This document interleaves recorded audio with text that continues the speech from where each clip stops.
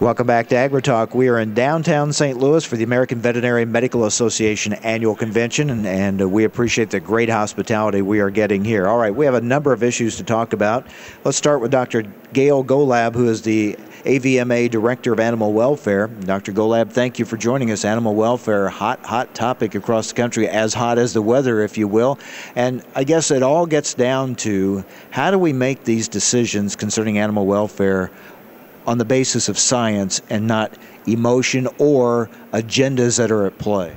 Well, certainly we have a number of expert bodies that are important contributors to the scientific portion of animal welfare decisions.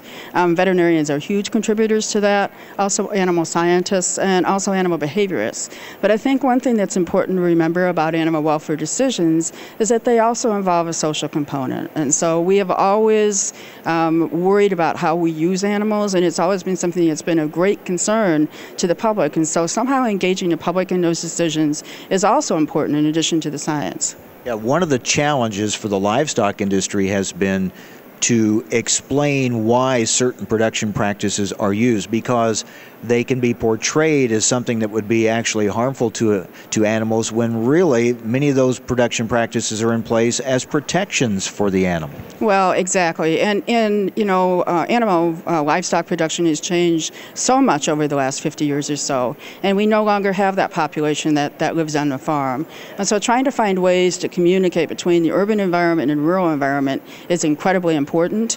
And so opening facilities and allowing people to see what they do, and making sure that when people ask questions that they're responding to the questions that are actually being asked, and being open with those practices and explaining when things are good and potentially when things can be improved, and having an attitude that's willing to do that will go a very long way.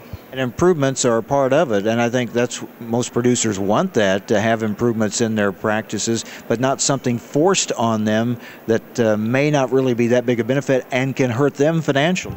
This is really all about a bidirectional dialogue, and the biggest problem that we've had is that up to that point, that dialogue really hasn't been bidirectional.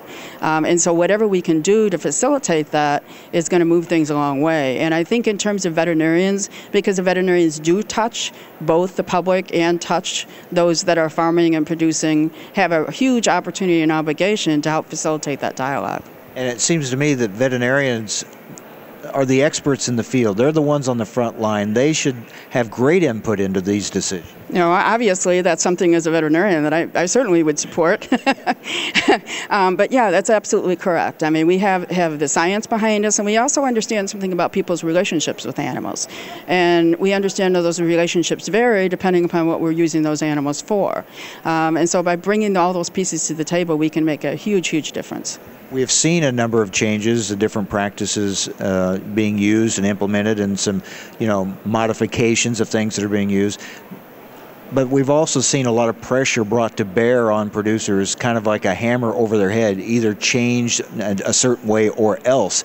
And that really gets away from the science approach. That's more of an emotional approach. Right. And one of the big problems that we have is it's not easy to dissect how we produce food into very simple questions. And so, for example, we've had a number of ballot initiatives around the country, and that's exactly what they attempt to do.